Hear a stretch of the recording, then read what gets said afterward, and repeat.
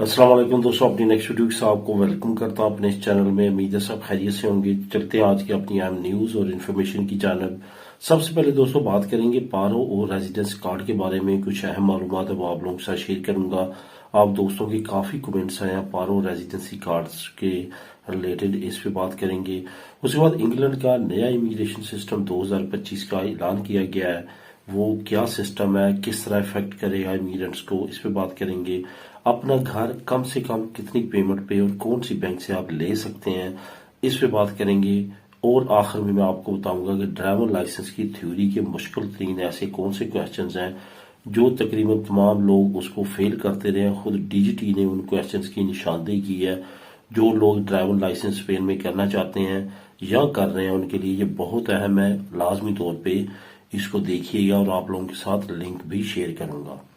अब दोस्तों जहां तक बात है कि आज मैं आप लोगों के साथ लिंक कौन कौन से शेयर कर रहा हूँ, वो है इंग्लैंड का नया इमिग्रेशन सिस्टम जो है उसका लिंक आपको मिल जाएगा। अपना घर कम से कम पेमेंट पे हासिल करने का लिंक मिल जाएगा। ड्राइवर लाइसेंस थ्योरी के जो मुश्किल तीन क्वेश्चन है उसका लिंक भी आपको नीचे डिस्क्रिप्शन में मिल जाएगा। तो आज ये तीनों लिंक आपको बिल तरतीब नीचे मिल जाएंगे। अब सबसे पहले तो हम बात करते हैं पारो और रेजिडेंसी कार्ड के बारे में कुछ अहम मालूमात की। पारो के बारे में काफी दोस्तों की कंफ्यूजन है और काफी जो है वक्तन वक्तन मुख्तलिफ तरह के क्वेश्चंस आते रहते हैं। पारो के बारे में मैं डिटेल से आपको बताता हूं कि पारो का असल में कानून क्या है। पारो जो है उसके बारे में आपको ये पता होना चाहिए कि पारो आपको तभी मिलती है जब आप बेरोजगार हो जाते हैं, और बेरोजगार भी आप तब हों जब आपको कंपनी निकाले।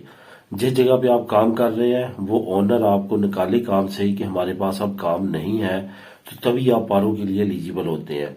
अगर आपने खुद काम छोड़ा है तो फिर आपको पारो नहीं मिलती।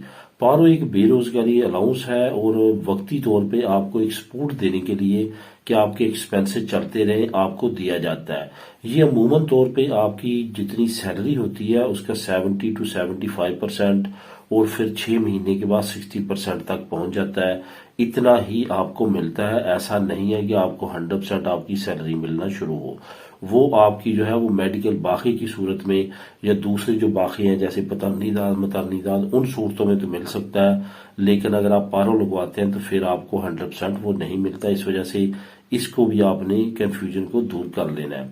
इसके अलावा जो पारो है इसमें कम से कम आपने 1 साल काम किया हो तो फिर आपको 4 महीने की मिलती है, और अगर आपने ज्यादा से ज्यादा 6 साल काम किया तो फिर आपको ज्यादा से ज्यादा पारो 2 साल की मिलेगी।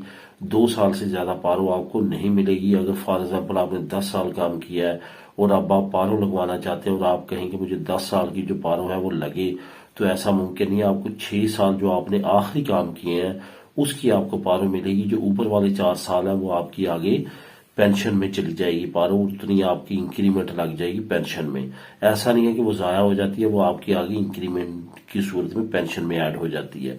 तो ये भी आपने जहन में रखना है कि आपको 2 साल से ज्यादा पारो नहीं मिलती।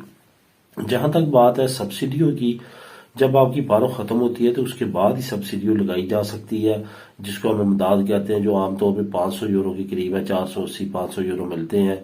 वो आपको तभी मिलेगी जब आपकी पारो खत्म हो जाएगी। ऐसा नहीं है कि आपकी पारो बाकी है और आप वो डायरेक्ट लगवा लें, वो डायरेक्ट नहीं लग सकती। और इसके साथ साथ जो सब्सिडी है उसके साथ आप काम नहीं कर सकते और पारो के साथ भी आप काम नहीं कर सकते। जैसे आप काम करेंगे ये आपकी सब्सिडी और पारो दोनों को काट दिया जाएगा, खत्म कर दिया जाएगा।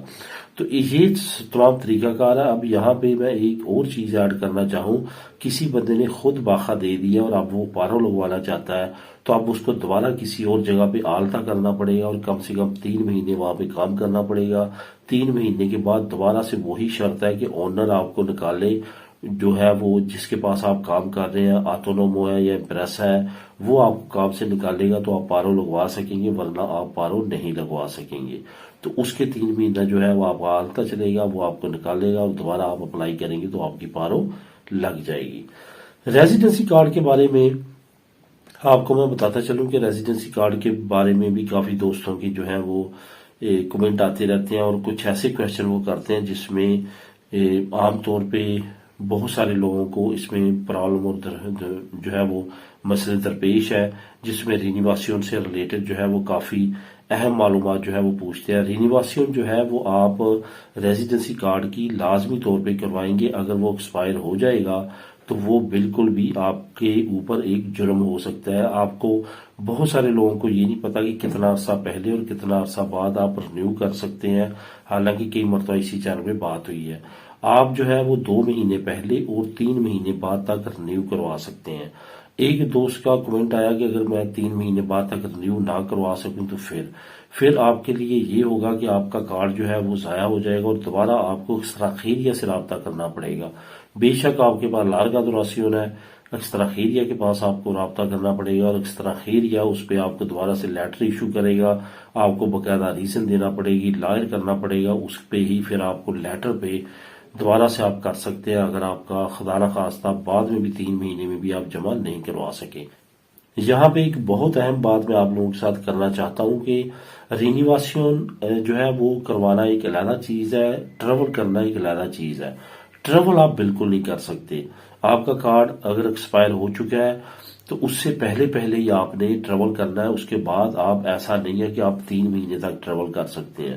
آپ رینیو کروا سکتے ہیں اگر ملک کے اندر ہے، اگر ملک سے باہر ہے تو بالکل بھی اس کو ایکسپائر نہ ہونے دیں۔ ایکسپائر ہو جاتا ہے تو آپ کو ٹریول نہیں کرنے دیا جائے گا، اور جب ٹریول نہیں کرنے دیا جائے گا تو آپ کو وہاں سے آپ آ نہیں سکتے اور کارڈ آپ رینیو نہیں کروا سکتے۔ اور یہاں پہ ایک اور بات بھی بتاتا چلوں کہ دنی ہو، لارگا دوراسیون ہو، ٹیمپورال ہو، کمیونٹاریو ہو، ای یو کارڈ ہو، کچھ بھی ہو، اسپین کی ٹیریٹری کے اندر آ کے ہی آپ رینیو کروا سکتے ہیں۔ یہاں پہ نیشنلٹی ہولڈر بھی اپنی دنی جو ہے ملک سے باہر رینیو نہیں کروا سکتا۔ اس وجہ سے یہ ذہن میں رکھیں کہ ترخیتہ کمیونٹاریا ہے، لارگا ہے، کچھ بھی ہے، وہ آپ ملک سے باہر رینیو نہیں کروا سکتے۔ تو اس وجہ سے ایکسپائر ہونے سے پہلے آپ نے اسپین کے اندر انٹر ہونا ہے۔ انگلینڈ کا نیا امیگریشن سسٹم جو کافی زیادہ اس کا جو ہے اس وقت امیگرینٹس کے درمیان جو ہے وہ چرچا ہے، کافی بات اس پہ ہو رہی ہے اور کمنٹ بھی کچھ آئے ہیں دوستوں کے۔